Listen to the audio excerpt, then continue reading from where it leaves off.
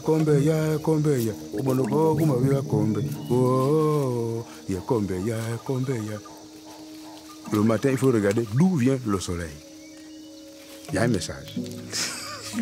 Puisque on va tous mourir. Mais un homme ne meurt pas au premier coup. C'est ça la force de l'homme. Et qui te donne cette force-là? Ce sont les bois de la forêt.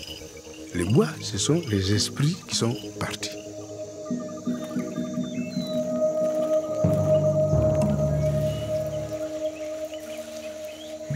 C'est comme ça qu'on se connecte avec la nature. C'est l'arbre, le roi de la forêt.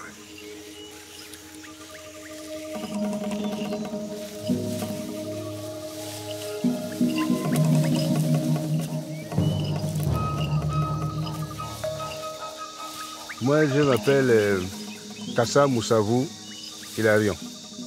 Je suis guérisseur. On m'appelle Mambongo. Je suis praticien. C'est quelqu'un qui fait de la médecine traditionnelle. C'est quelqu'un qui travaille en étroite collaboration avec les essences et les animaux.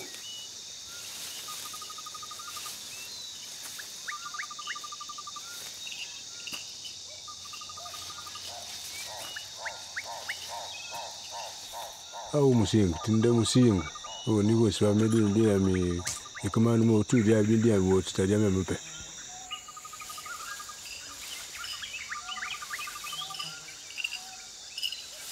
C'est dans la forêt qu'on découvre tout.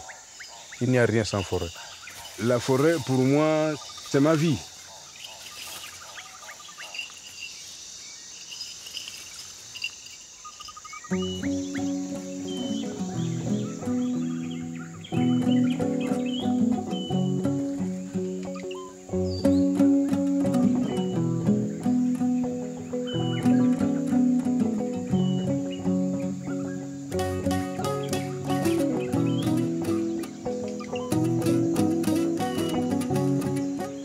Les bois sacrés de Mambongo font partie de l'immense forêt tropicale du bassin du fleuve Congo.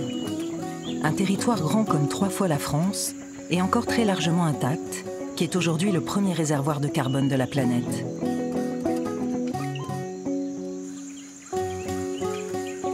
Au Gabon, cette forêt est particulièrement préservée. Elle abrite toujours de grandes concentrations d'éléphants de forêt, de félins et de grands singes. Mais cet ensemble naturel exceptionnel se dégrade de plus en plus vite. Au Gabon, où le pétrole et le bois représentent d'énormes richesses, la protection de la forêt est une priorité.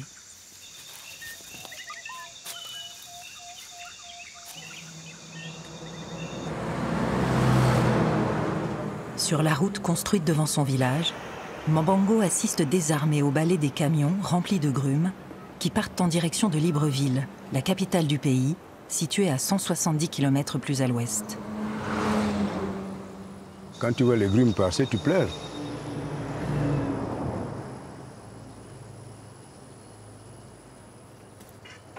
Ils prennent les bois, les arbres fruitiers, par exemple, comme le chocolatier, par exemple le noisetier.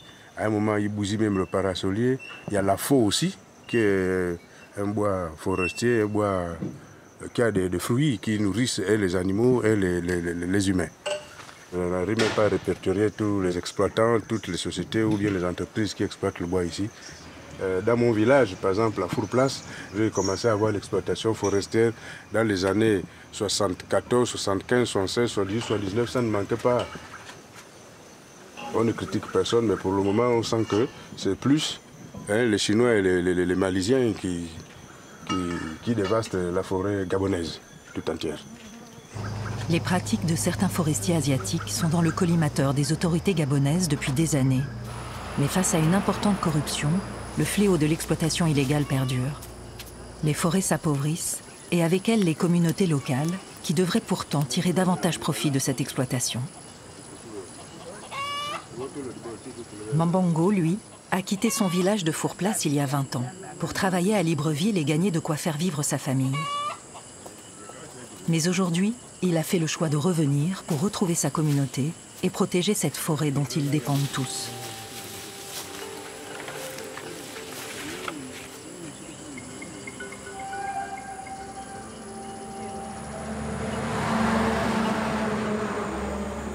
Mambango veut s'inspirer de projets déjà mis en place dans d'autres régions du Gabon. Un voyage à travers le pays pour rencontrer ceux et celles qui s'engagent pour la préservation de la biodiversité et l'amélioration des conditions de vie des populations locales. C'est nous-mêmes qui devons aussi trouver les techniques pour préserver la forêt pour le bénéfice du monde.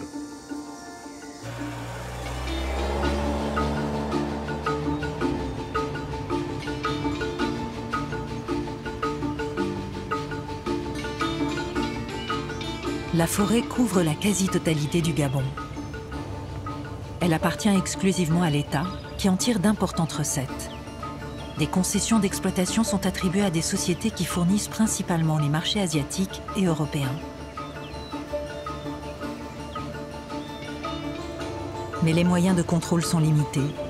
On estime que 20% des arbres sont coupés illégalement, alors que la production a triplé en 30 ans.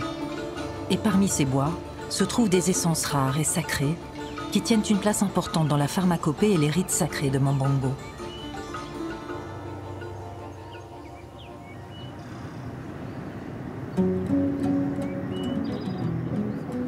Mambango se rend dans une concession de la CEB, la Compagnie équatoriale des bois, l'un des rares forestiers à respecter un label de durabilité.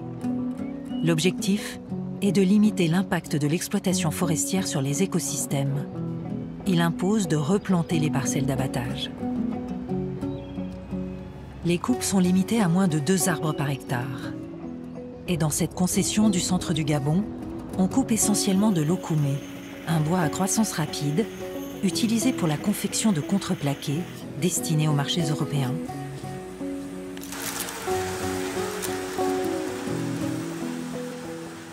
La concession possède sa propre pépinière où sont semées des essences commerciales, mais aussi des essences rares étudiées par les scientifiques pour améliorer à terme le reboisement et la biodiversité des écosystèmes forestiers.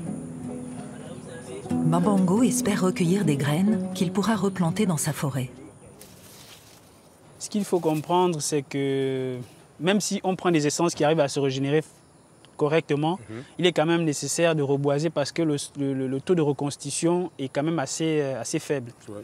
Voilà, donc dans des trouées d'abattage, on va essayer à chaque fois qu'on coupe, essayer de remplacer.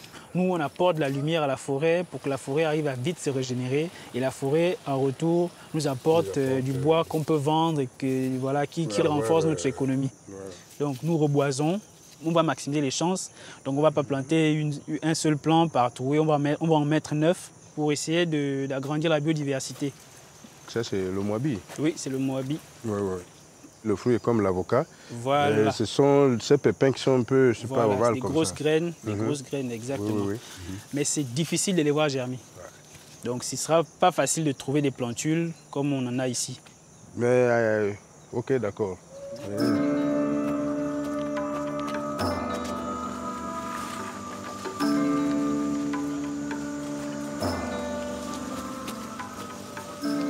Donc ici on a la piste de débardage.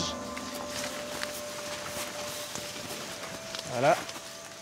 Dans la trouée, on a ici la souche de l'arbre qui a été abattu. Oui. Voilà, et nos koumés. Et de l'autre côté, on a la cime, donc la tête. Donc ici, on forme un carré et on va disposer les plants en fonction de ce carré-là. Le premier plan, voilà, c'est l'agba de ce côté. Ensuite, voilà, oui. Donc le deuxième, il est quelque part, c'est un tiama. L'objectif, c'est qu'au minimum, un plan s'en sorte. Ouais. Mais si les autres ne s'en sortent pas et que ce soit les deux là, l'objectif est atteint. Okay. Tiens, tu as vu? Ah, tu connais cette plante-là? Voilà, Diospyros obliquifolia, c'est un frère à ébène. Oui, effectivement. Voilà. Le cousin. C'est un des bois les plus rares qu'on utilise dans nos cultures. Ah bon? Tu as vu par exemple comment la plante est toute belle et tout. Ouais. Dans le bouti, par exemple, c'est le bois qui régénère la parole. On l'appelle boulondo, bouogunao. C'est-à-dire que son rôle, c'est parler. Normalement, dans la nature, c'est lui qui converse facilement avec les autres arbres. Tu vois? Donc, à travers lui, il y a une interférence entre les plantes et les humains. Waouh! Là, maintenant, je le verrai différemment. Ouais. À mon niveau, avec ton aide, C'est un bois qu'il faut... préserver, c'est un bois qu'il faut reboiser. Waouh. Ça va être utile. Si, tu sais, c'est le moabi. Oui, ça c'est le moabi. Voilà, il a été également cassé par l'éléphant, donc il va être un peu retardé, mais il finira par se développer parce que les racines se sont déjà bien infiltrées, le plant il s'est bien adapté à l'environnement. Il y a les animaux aussi qu'il ne faut pas oublier, qui sont les vrais jardiniers aussi de la forêt, parce que les animaux, ce sont eux aussi qui reboisent la forêt.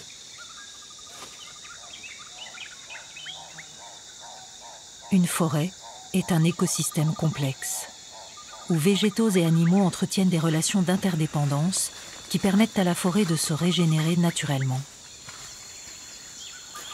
L'obtention d'un label de durabilité oblige aujourd'hui les exploitants forestiers, comme la CEB, à protéger la faune et la flore. Nicolas Zurcher est biologiste. Il est employé par la CEB pour étudier et protéger ces espaces sensibles. Il emmène Mambango aux abords d'une clairière marécageuse très appréciée des gorilles et des éléphants. Noir comme ça, c'est plutôt d'un gorille peut-être. Ouais, ça me tâche à dire.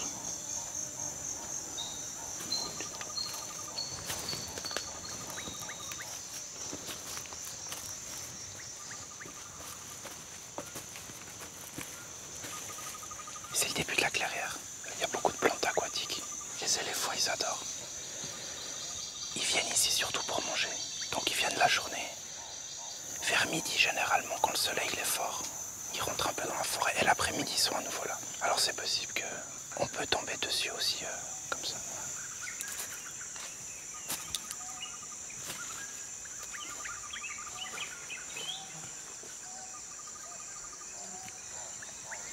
Ma connaissance avec les éléphants, quand tu trouves un, il n'y a pas de souci. Deux, il n'y a pas de souci. Mais quand ils sont trois et qu'ils sont avec leur enfant, ça veut dire qu'il y a le père et la mère et le bébé. Là, ils sont catégoriquement méchants. Donc il ne faut pas les provoquer. L'éléphant, il va manger des fruits, quelque part dans la concession, dans la forêt. Il avale les graines et après, il a vraiment un rôle de disperseur de graines partout dans l'écosystème. Donc, les gorilles, c'est la même chose.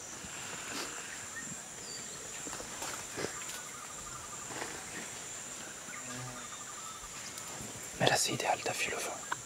Le vent, il vient contre nous. Il n'y en a aucun qui a levé la trompe pour nous sentir. Ouais. En plus, là, ce qui est vraiment beau, c'est qu'on les observe. Donc, on les dérange pas. Et quand on part, ils n'ont même pas su qu'on était là. Les scientifiques ont découvert récemment que les éléphants, en se nourrissant de végétaux et d'arbustes à bois tendre, puis en dispersant leurs excréments dans la forêt, favorisent la dissémination des graines et le développement d'arbres géants. Des arbres dont la capacité de stockage de carbone est bien plus importante. Préserver cette faune indispensable à l'équilibre de la forêt est aussi important que de reboiser avec des essences rares. Mais les activités forestières amènent aussi leur lot de braconnage. C'est ça un peu l'inconvénient de... Nicolas Zurcher fait partie d'une brigade de protection de la faune sauvage qui associe la CEB, l'État gabonais et Conservation Justice, une ONG belge très active au Gabon. Bon, l'avantage de se mettre ici, c'est que c'est un axe majeur finalement. Donc dans la concession forestière, on n'a pas beaucoup d'entrées et de sorties.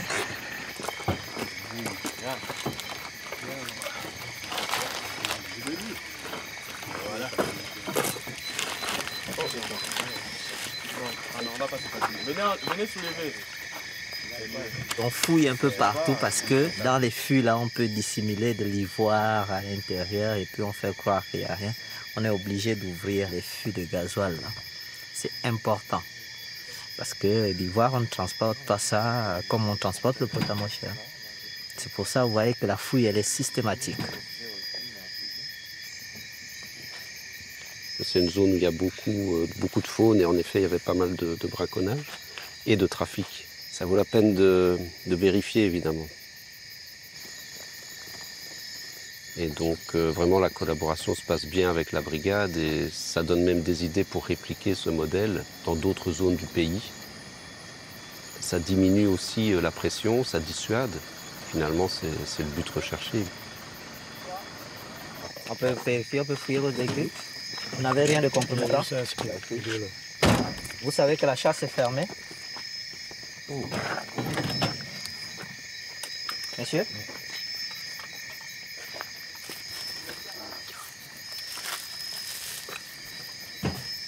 Vous avez chassé où?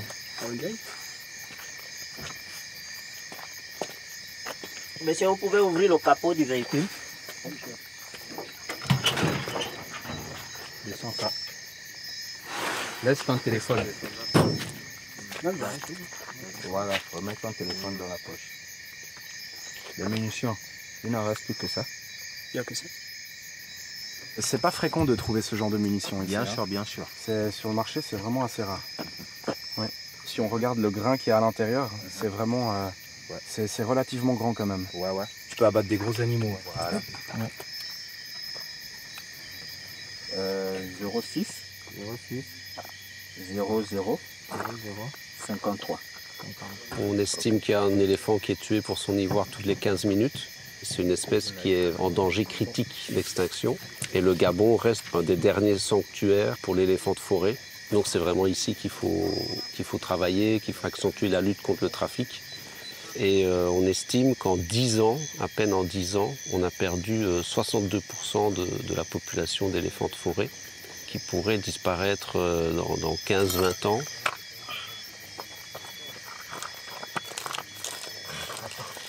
Bon, heureusement, au Gabon, il y a quand même pas mal d'efforts, la législation qui a changé.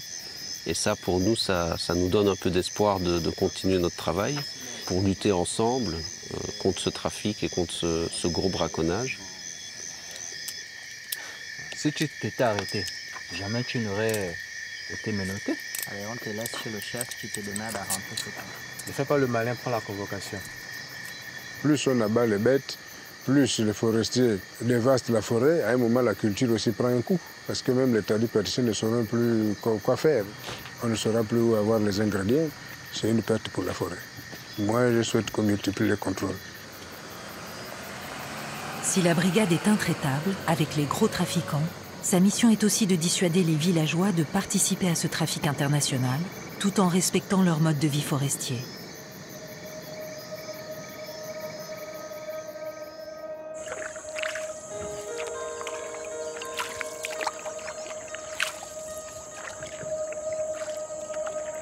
En 2002, l'État gabonais a créé 13 parcs nationaux. Ils couvrent aujourd'hui près de 10% du territoire. La mise en place de ces aires protégées a d'abord été rejetée par les populations locales, qui ont toujours trouvé dans ces forêts les moyens de leur subsistance. Rodrigue, qui a grandi dans un village tout proche, est devenu guide. J'aimerais que tu me contes un peu l'histoire du parc, comment ça s'est passé. Avant le parc, moi je vivais déjà dans cette forêt avec mon père, ma grand-mère, mon grand-père aussi. Après ils ont créé les parcs en 2002. Normalement, nous les Bantous, on vit de la chasse, la pêche et la cueillette. Eux, ils parlaient de ne plus tuer la viande, un peu la cueillette, un peu tout ça là. Et du coup, quand c'est arrivé, nous on a vu ça en mal quoi. Quand ils ont commencé à embaucher la population villageoise, donc c'est à partir de là où on a commencé à comprendre que le parc, c'est une bonne chose pour nous. C'est une ressource de revenus à cause des gorilles. Parce que nous, avant, les gorilles, c'était nos ennemis. Dans les plantations, on les tuait parce qu'ils nous dévastaient les plantations. Et il y a certaines personnes qui les mangeaient. À partir de là, on a commencé à protéger les gorilles. Aujourd'hui, s'il n'y avait pas le parc, on ne devait pas avoir les touristes ici. On ne devait pas avoir les chercheurs ici. Vous voyez un peu? Donc aujourd'hui, le parc, c'est une bonne chose déjà pour nous à Doussala. Le gorille des plaines a perdu 50% de ses effectifs ces 20 dernières années en Afrique. La création du parc et surtout l'évolution des mentalités des populations locales sont une source d'espoir pour la survie de cette espèce de grand singe. C'est moi le pisteur. C'est moi qui dois vous guider tout à l'heure. Si je vous demande d'avancer, vous avancez. Si je vous demande de vous arrêter, vous arrêtez. En cas de charge, c'est nous-mêmes qui assumons la charge. Donc aucune personne ne doit paniquer parce que lui, il peut vous tourner le dos comme ça, il suit tous vos mouvements. Donc pas de panique.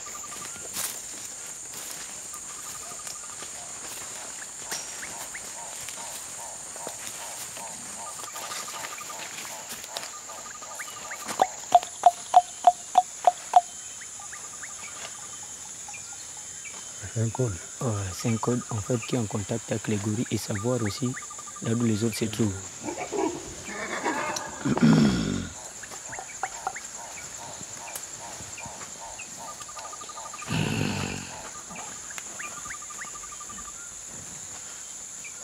Le papa s'appelle Nidaï. Ouais, c'est lui le papa. Nidaï. Ouais. Il fait la sécurité de ses enfants. Ouais, effectivement, c'est ça. C'est la sécurité des enfants qu'il fait.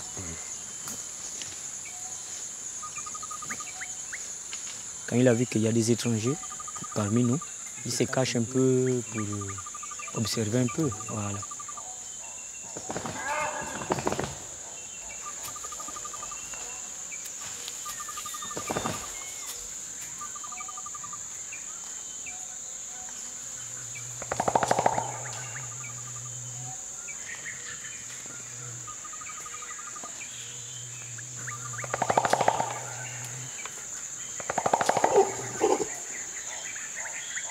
Le battement de poitrine, c'est le départ.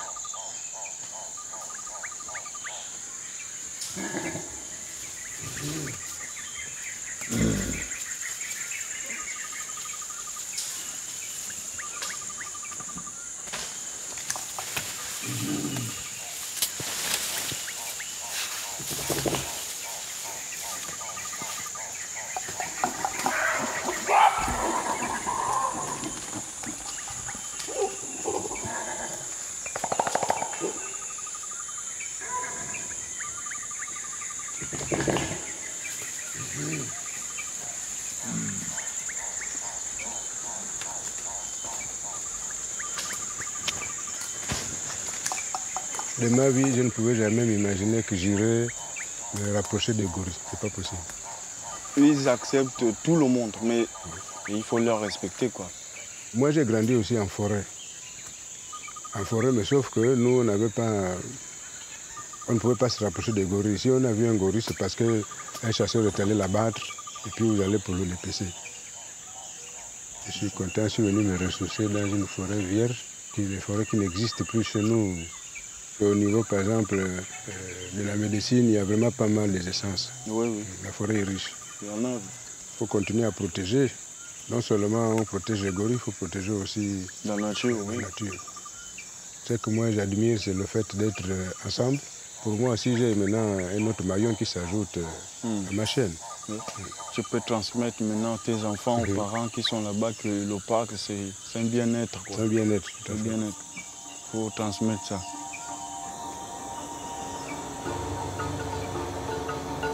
Donner aux communautés autochtones la possibilité d'exploiter respectueusement la forêt est une solution qui permet de préserver les cultures de ces peuples et de puiser dans leurs savoirs ancestraux pour préserver les écosystèmes.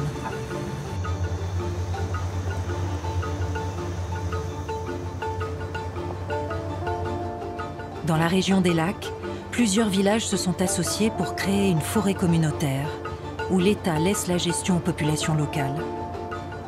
Leur objectif ? Réparer les dégâts d'exploitants peu scrupuleux qui ont dévasté des zones entières qu'ils ont ensuite abandonnées.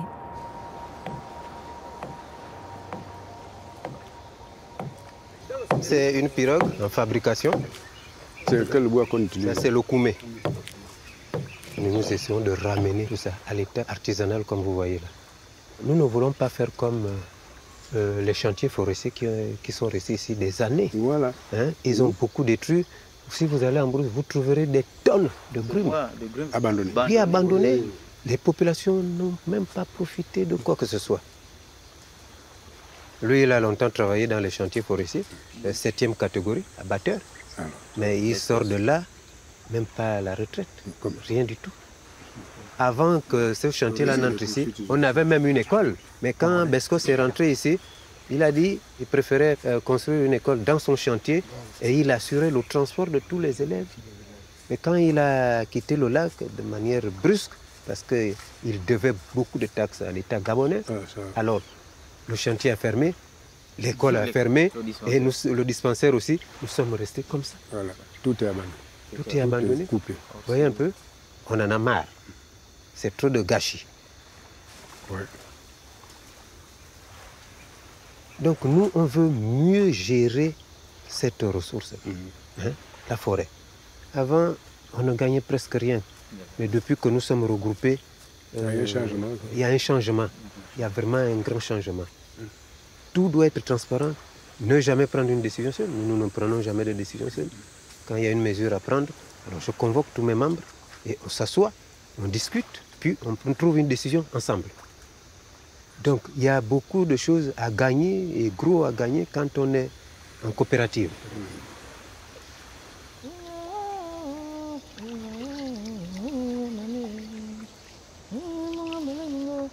Le bassin du Congo est une mosaïque de forêts, de marécages, de rivières et de forêts inondées. Il abrite environ 10 000 espèces de plantes tropicales, dont 30% sont endémiques.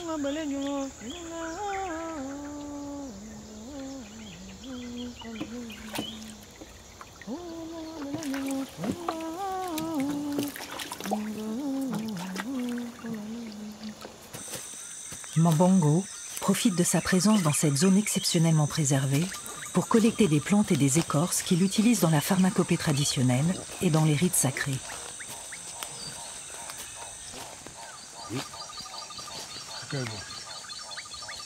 C'est du canne. Hein? Oh. Mais tu me vois bien, tu vas repasser par là.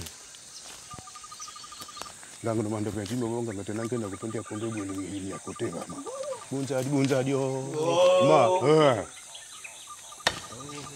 Pendant ça, dis-moi comme ça, dis-moi comme ça. Ça y est.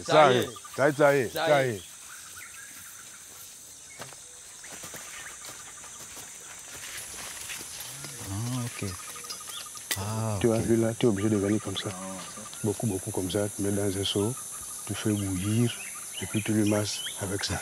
Avec un ami, un bibis. Au bout de 2 semaines, il est debout. Ah, ça. Merci, papa.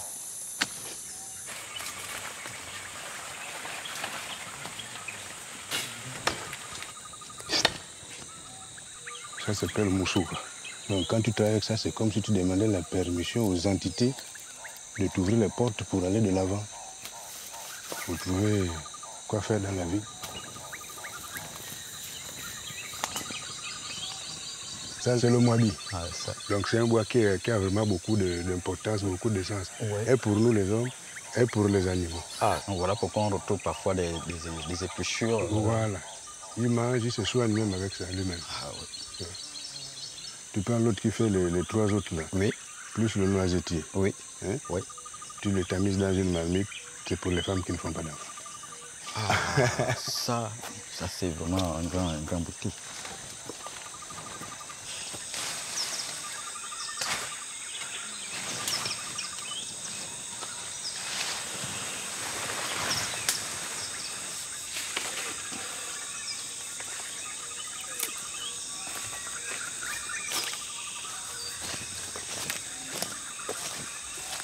Oh, c'est quoi ça?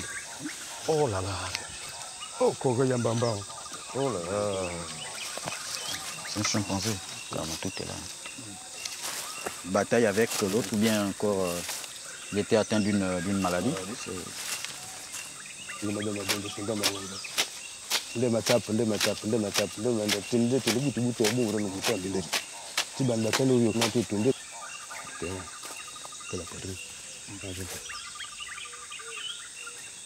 Abambo biru tinu moto ende banabatu baba jagwanzi mandu makupolele mandu man makapal akama tibitai akubolo kinzi bimbu de yakro akudil bisalo aksal na bibam na banonda kusuba lotu nekna matu makubuno tinu mbumbu manda makama.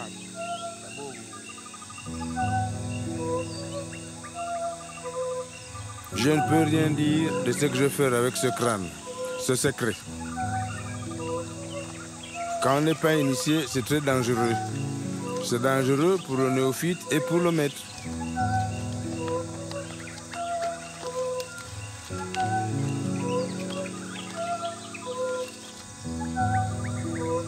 On a de la chance, les esprits du lac étaient bons avec nous.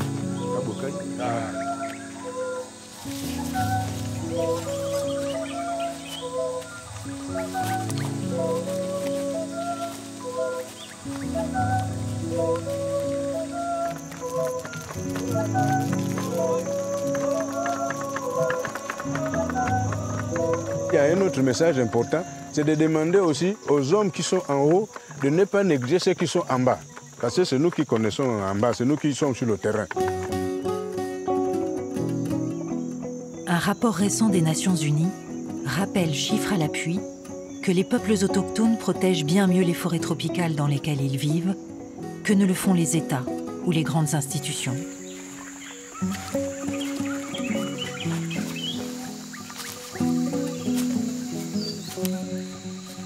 Des ingrédients essentiels manquent encore à Mambango pour la cérémonie du Buiti qu'il veut organiser dans son village. Il a besoin d'écorce de kevazingo, une essence rare, de plus en plus difficile à trouver. Car le kevazingo fait l'objet d'un trafic vers l'Asie où il est utilisé pour la fabrication de meubles.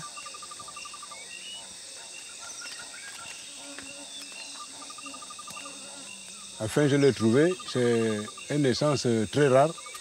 Dans le Buiti, on l'appelle Obaka. Obaka veut dire la vie, la sauvegarde. C'est un bois très important pour nous, surtout avec son écorce. Avec son écorce, on soigne beaucoup de maladies. Et c'est un bois qu'on ne prélève pas n'importe comment comme une noix de coco. C'est un bois qu'il faut demander. Il faut prier, il faut qu'il accepte cette graine-là, qu'on appelle le nzingu, qui ressemble à l'arachide et qui parle toutes les langues du monde. On l'utilise pour être en contact avec les arbres.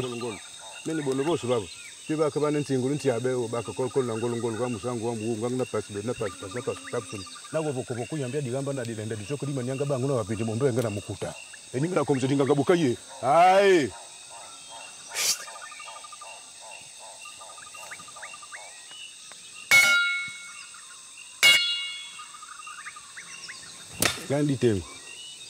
Kuma di badi.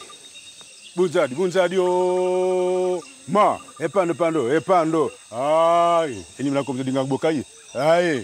Ça y est. Il faut aussi le soigner parce que c'est notre grand frère, c'est un être. Si on ne le soigne pas, les cas que je vais aussi aller soigner ne vont pas guérir.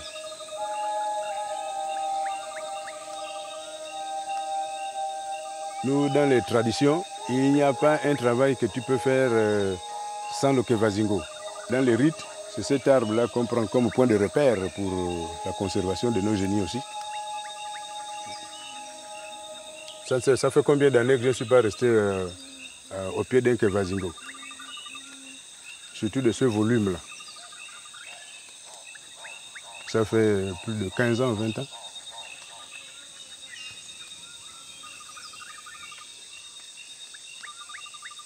Quand vous me voyez pleurer comme ça, je pleure mes bois, je pleure ma nature, je pleure ma forêt. Parce qu'on est en train de perdre. Ça fait mal, même là nous sommes en pleine forêt, mais il y a des moments où on se retrouve, ne fût-ce que d'être au balcon de ta maison, quand tu vois les grumes passer, tu pleures.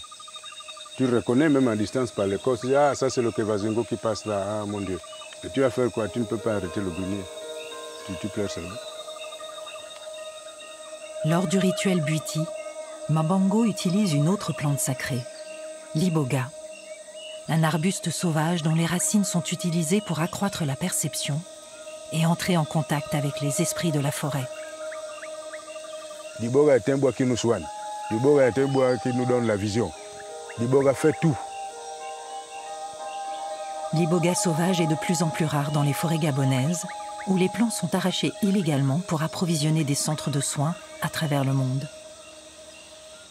J'ai le projet de reboiser l'iboga, parce que dans la tradition que je mène, je ne peux pas fonctionner sans l'iboga.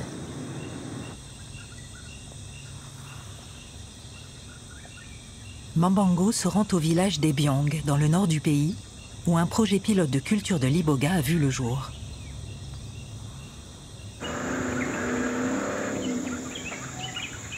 Il aimerait lui aussi replanter de l'iboga près de son village.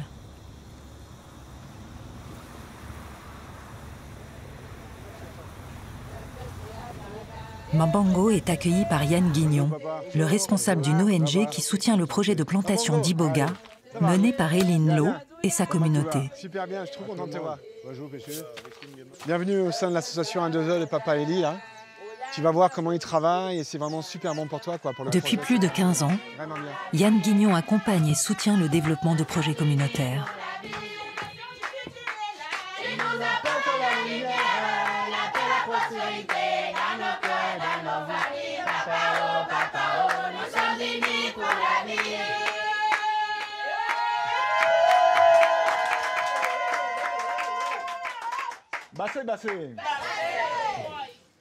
Bonjour tout le monde. Bonjour. Je suis en train de rechercher de l'aide pour apprendre un peu plus de techniques. Comment faire pour non seulement d'abord planter du boga, mais comment protéger les essences. C'est l'une des raisons primordiales qui me fait venir ici à Eubien.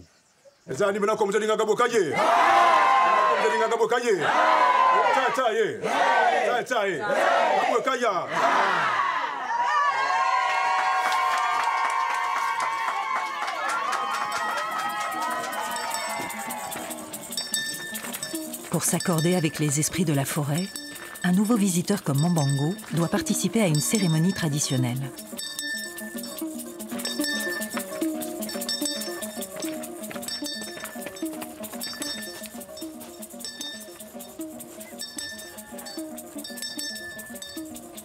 Lorsque je le plante ici, ça permet de maintenir les écosystèmes. Et là, il joue beaucoup de rôle. Cette plante sacrée n'est pas non seulement là pour nous les initiés, ça peut aussi être pour les drogués. Tout à fait. La racine d'iboga contient des alcaloïdes psychoactifs utilisés dans de nombreux pays contre les addictions aux drogues dures. La demande croissante alimente un trafic juteux, menaçant l'iboga sauvage, déjà rare naturellement. Pour le moment, nous sommes à 3869 pieds plantés. L'iboga peut être planté par bouturage ou par graines. Comme le pouvoir médicinal de la plante se trouve dans ses racines, lors de l'arrachage, une partie est laissée en terre pour assurer la régénération. Les cueilleurs, payés par les trafiquants, ne prennent pas cette précaution et les plants sauvages disparaissent. Ici, c'est un passage d'éléphant. À chaque fois que l'éléphant venait dans cette zone-là, c'est là où il rentrait pour sortir là-bas. Pour éloigner les éléphants de façon pacifique, les agriculteurs utilisent des ruches. Les piqûres d'abeilles sur les yeux ou sur la trompe des pachydermes peuvent être en effet très douloureuses.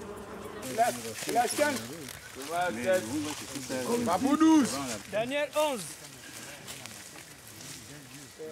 L'ONG de Yann Guignon, Blessing of the Forest, travaille depuis une dizaine d'années à la protection de l'iboga sauvage. En 2019, le gouvernement gabonais a décidé d'encadrer strictement les exportations d'iboga pour préserver l'espèce devenue patrimoine national. Une victoire pour l'ONG. Tout ça, c'est important de compter aussi. Oui, parce qu'il faut savoir le nombre de pieds. Ah, ok, d'accord. Comme ça, vous saurez quel potentiel vous avez. Il y a un très gros trafic sur l'iboga, un énorme trafic. Oui, très gros trafic. On a estimé la quantité d'iboga qui sortent du territoire gabonais, 12 tonnes de racines. Ça veut dire à peu près 5000 pieds d'iboga qui quittent le territoire par an. Le comptage est fondamental. On compte les pieds d'iboga pour avoir la garantie que l'iboga que nous mettons sur le marché provienne bien des plantations que nous subventionnons, ne provient pas du domaine public, ce qui serait du braconnage. Alors, le danger, c'est que si on demande une tonne d'œufs qu'on n'a pas, c'est que le planteur aille prendre de l'iboga dans le domaine public. Ça accélérerait la disparition de l'iboga et ce serait une catastrophe. Moi, je souhaite qu'on plante du boga, en même temps, on protège les arbres qui sont autour de l'iboga. Par exemple, les bois qui soignent doivent être aussi protégés. J'insiste à dire que protéger l'iboga, c'est protéger la forêt. Voilà pourquoi moi je soutiens la thèse du reboisement de l'iboga.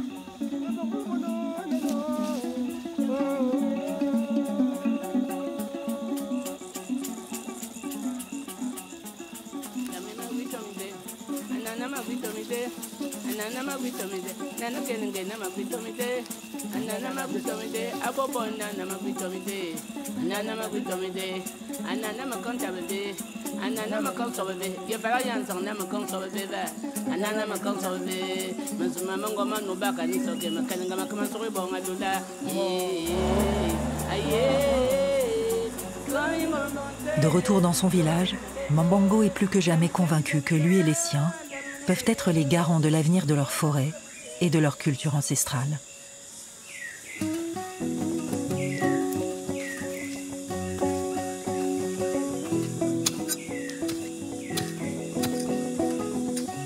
Ça, c'est le premier test, la première graine pour faire aussi un champ de maboga chez moi.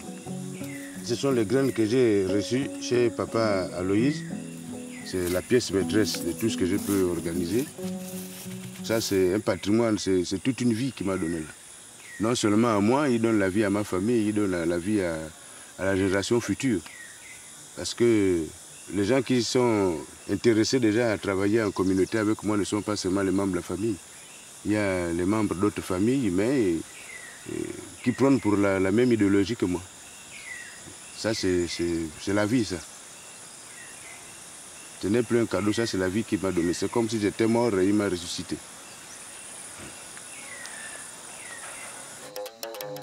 Au village, les préparatifs du buiti ont déjà commencé.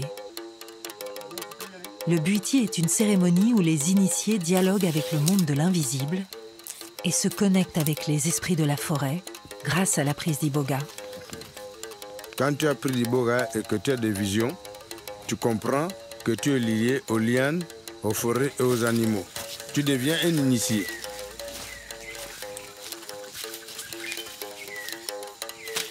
Des archéologues ont découvert que l'iboga était déjà utilisé il y a 2000 ans par les chasseurs pygmées pour accroître leur endurance et leur perception. Une plante dont ils ont découvert les vertus en observant ses effets puissants sur les animaux qui en consomment.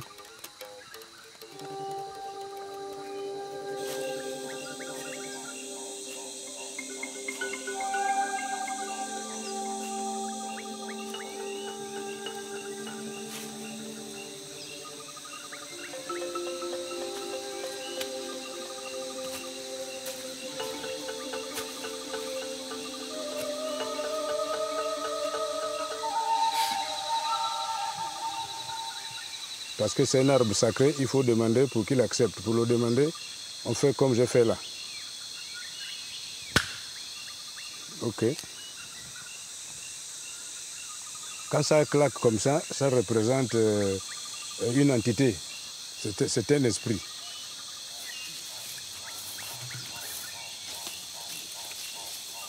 On l'appelle bois sacré parce que c'est ça qui va donner la vision.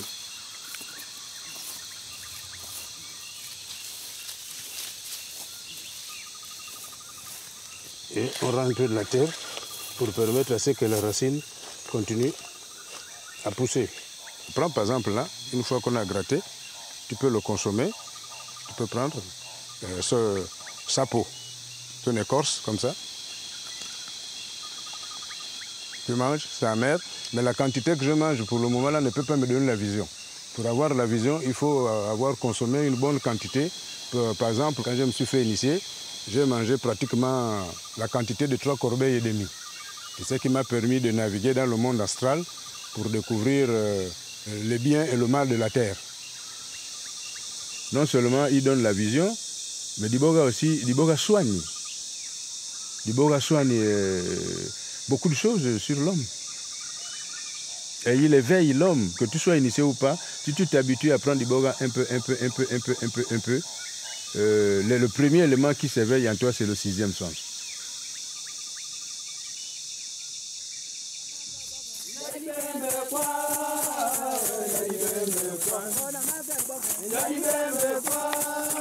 La cérémonie du buiti commence par la préparation des plantes et par la mise en condition des futurs initiés.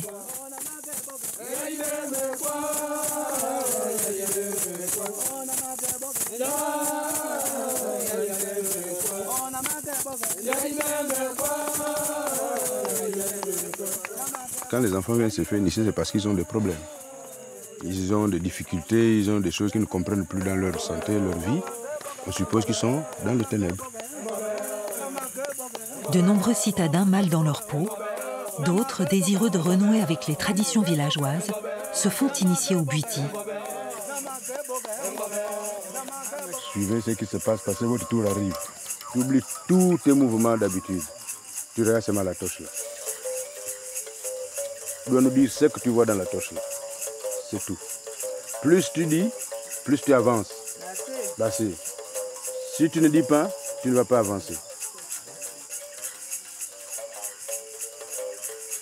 On ne néglige rien. Même si c'est un cancre là, même si c'est une graine de riz, même si c'est un caillou, là en ce moment-là, tout parle. C'est lui qui sent qu'il voit flou. Il dénonce que je vois flou. On trouve les techniques.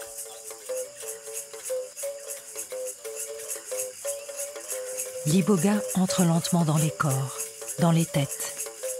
Le monde se dilate, les esprits qui habitent les bois sortent de leurs réserves, se montrent aux initiés et dialoguent avec eux.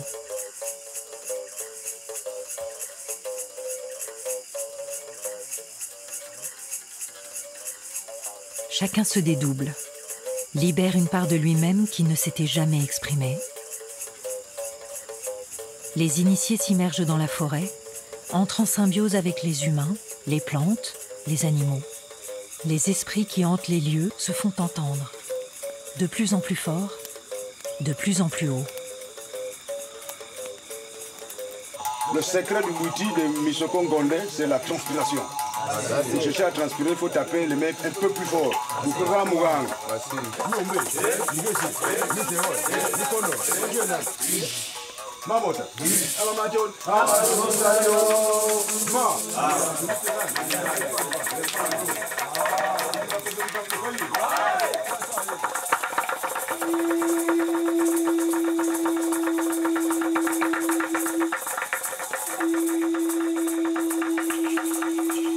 Les participants se maquillent, se parent d'accessoires qui les transforment et font apparaître le double qui se cachait en eux.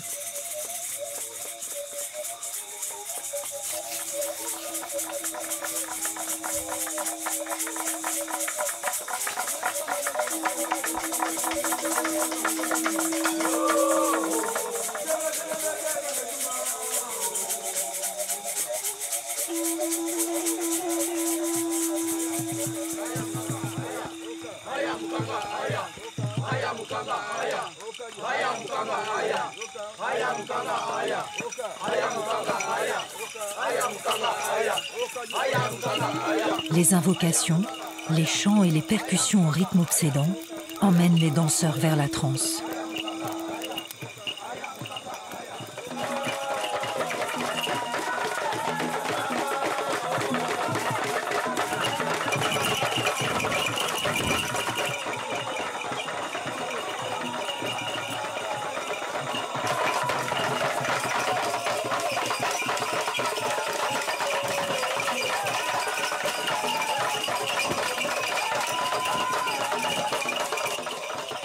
L'assemblée devient un tout vibrant, indissoluble, qui affirme son identité et sa culture.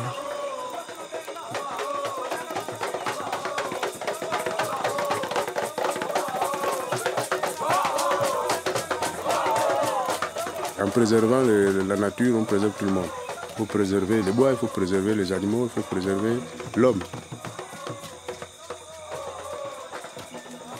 Ma mission, c'est la sauvegarde. Moi, j'ai envie de faire une lumière qui monte et qui reste longtemps, pour des siècles, au moins 7-6 générations.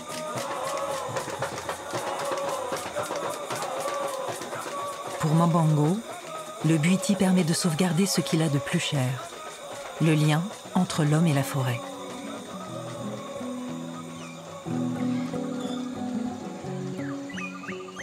Au petit matin, Mambango décide de grimper au sommet d'un arbre, découvrir sa forêt à 40 mètres de hauteur, comme il ne l'a jamais vue depuis la vaste canopée. Je n'avais même jamais imaginé, je n'ai même jamais fait un rêve de cette hauteur-là.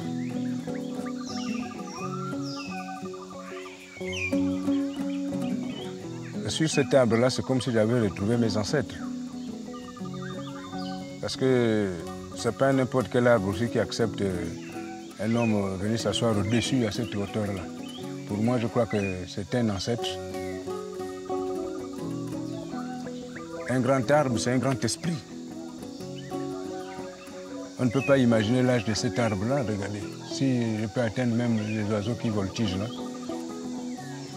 C'est pour ça que moi je respecte beaucoup les arbres. Ouais.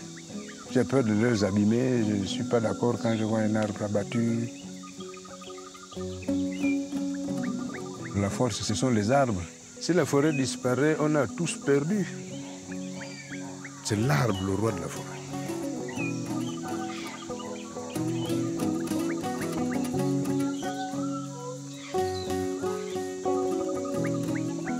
Kabesiengu, Musinga, Mubengi, Dibala, Mwamba, Siemu, Mugumunu, Mulomba, Teva, Muguba, Muboga, Mukumi, Tobu, Mulomba, Muninti, Tombo, Mungongonfi, Mwabi.